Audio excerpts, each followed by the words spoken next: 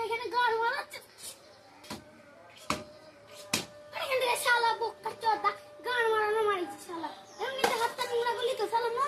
মাছ বোকা চোদা মাছ শালা বোকা চোদা বাইনকে শালা ক্যামেরাম্যান বেশি বলবি না ছেটা দিয়ে তোর মুখ ফাটিয়ে দেবো বন্ধুরা আজ সেই দিন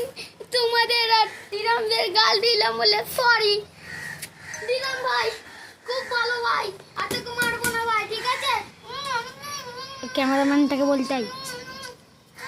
ক্যামেরাম্যান ভাই সরি প্লিজ তুমি যতক্ষণ চালাবে চালাও